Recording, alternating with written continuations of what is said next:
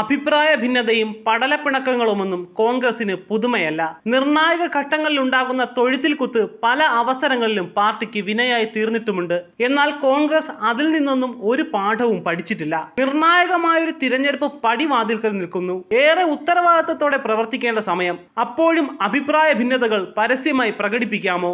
എന്തു സന്ദേശമാണ് ഇത് ജനങ്ങൾക്കും പാർട്ടി പ്രവർത്തകർക്കും നൽകുന്നത്? നേരത്തെയും പ്രതിപക്ഷ നേതാവും KPCC പ്രസിഡന്റും തമ്മിലുള്ള ഭിന്നത മറനീക്കി പുറത്തു വന്നിട്ടുണ്ട്. KPCC നടത്തുന്ന സമരാഗ്നി പരിപാടിയുടെ ഭാഗമായി ആലപ്പുഴയിൽ വെച്ച് നടന്ന വാർത്താ സമ്മേളനത്തിലും അത് ആവർത്തിച്ചു. സമ്മേളനത്തിൽ പ്രതിപക്ഷ നേതാവ് VD സതീശൻ എത്താൻ വൈകിയതിലുള്ള നീരസം KPCC പ്രസിഡന്റ് K സുധാകരൻ പ്രകടിപ്പിച്ചത് അസഭ്യമായ ഭാഷയിലൂടെയാണ്. 10 മണിക്ക് തുടങ്ങേണ്ടിയിരുന്ന പരിപാടിക്ക് സുധാകരൻ എത്തിയതും വൈകിയാണ്. തുടർന്ന് VD സതീശനെ കാത്ത് വേദിയിലിരിക്കുമ്പോഴാണ് ഇയാൾ എവിടെ പോയി കിടക്കുകയാണെന്ന് ഒരു അസഭ്യ വാക്കും ചേർത്ത് KPCC പ്രസിഡന്റ് ചോദിച്ചത്. ഇത് മോശം പരിപാടിയാണെന്ന് പറഞ്ഞ അദ്ദേഹത്തിനെ കൂടുതൽ സംസാരിക്കുന്നതിൽ നിന്ന് സഹപ്രവർത്തകർ വിലക്കുകയായിരുന്നു. പക്ഷേ വേദിയിലിരുന്ന മൈക്കുകൾ സുധാകരൻ പറഞ്ഞത് മുഴുവൻ ഒപ്പിയെടുത്തു. ഇത്തരത്തിൽ മാധ്യമങ്ങൾക്ക് മുന്നിൽ കോൺഗ്രസ് നേതൃത്വം നാണം കെടുന്നത് ഇതാദ്യമല്ല.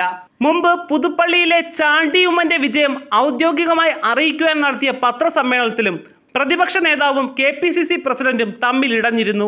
ആരാദ്യം സംസാരിക്കും എന്നതിനെ ചൊല്ലിയായിരുന്നു അന്ന് തർക്കം. നേതാക്കന്മാരുടെ താൻപോരിമ തെരഞ്ഞെടുപ്പ് അടുത്തിരിക്കുന്ന ഘട്ടത്തിൽ അണികൾക്ക് എന്ത് സന്ദേശമാണ് നൽകുന്നതെന്ന ചോദ്യം ഉയരുന്നുണ്ട്. കഴിഞ്ഞ തെരഞ്ഞെടുപ്പിൽ 20-ൽ 19 സീറ്റും പിടിച്ചടക്കിയ ആത്മവിശ്വാസം UDF-നുണ്ടെങ്കിലും തെരഞ്ഞെടുപ്പ് പ്രചരണത്തിലും സ്ഥാനാർത്ഥി നിർണയത്തിലും പുതിയ സാഹചര്യങ്ങൾ UDF ഉൾക്കൊണ്ടിട്ടുണ്ടോ എന്ന് സംശയമാണ്. കഴിഞ്ഞ വർഷം UDF-നെ തുണച്ച രാഹുൽ ഇഫക്റ്റും വയനാട്ടിൽ നിന്നൊരു പ്രധാനമന്ത്രി എന്ന പ്രചാരണവും ഇത്തവണ വിലപ്പോകില്ല.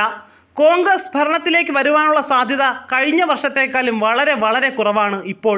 മാത്രമല്ല, നിർണായക ഘട്ടങ്ങളിൽ പോലും രാഹുൽ ഗാന്ധി സ്വന്തം മണ്ഡലത്തിലേക്ക് എത്താത്തതും വീണ്ടും ജയിച്ചു കയറാൻ UDF-ന് കടമ്പയായേക്കും. സീറ്റ് നിർണയത്തിൽ മുസ്ലിം ലീഗിനുള്ള അതൃപ്തിയും CPM-നോട് തോന്നി തുടങ്ങിയിട്ടുള്ള ചായ്വും UDF-ന് ഗുണം ചെയ്യില്ല.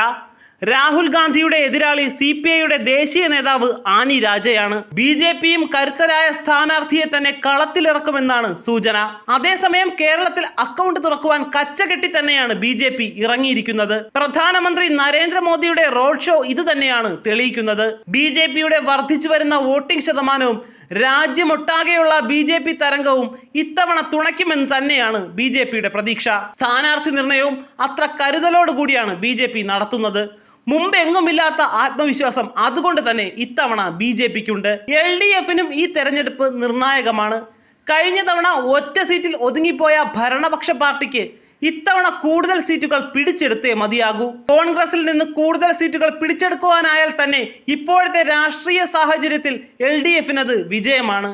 അതുകൊണ്ട് കരുത്തരും പൊതുസമ്മതരുമായ നേതാക്കളെ തന്നെയാണ് LDF-ഉം കളത്തിലിറക്കിയിരിക്കുന്നത്. കഴിഞ്ഞ തവണത്തെ പോരായ്മകൾ മനസ്സിലാക്കി തന്നെയാണ് LDF ഇത്തവണ തെരഞ്ഞെടുപ്പിന് ഇറങ്ങുന്നതെന്നും സ്ഥാനാർത്ഥി നിർണയത്തിൽ നിന്ന് തന്നെ വ്യക്തമാണ്. രാഷ്ട്രീയ സാഹചര്യങ്ങളോ പ്രത്യേക ഫാക്ടറുകളോ ഒന്നും ഇത്തവണ UDF-നെ തുണയ്ക്കുന്നില്ല. പ്രവർത്തന മികവിലൂടെയും കൃത്യമായ പ്രചാരണ തന്ത്രങ്ങളിലൂടെയും മാത്രമേ UDF-ന് സീറ്റുകൾ നിലനിർത്തുവാനാകൂ. അപ്പോഴാണ് UDF-ന്റെ കേരളത്തിലെ ഏറ്റവും ഉന്നത നേതാക്കളുടെ ഇത്തരം പരസ്യമായ പ്രകടനങ്ങൾ. K സുധാകരന്റെ പ്രയോഗങ്ങൾ മുമ്പും UDF-നെ പ്രതിരോധത്തിലാക്കിയിട്ടുണ്ട്. എങ്കിലും തിരഞ്ഞെടുപ്പ് അടുത്തിരിക്കുമ്പോൾ KPCC പ്രസിഡന്റ് മാധ്യമങ്ങളുടെ മുന്നിൽ വെച്ച് നടത്തുന്ന നിലവാരം കുറഞ്ഞ പദപ്രയോഗങ്ങൾ അണികളുടെ ആത്മവിശ്വാസവും മനോവീര്യവും കെടുത്താൻ പോന്നതാണ്.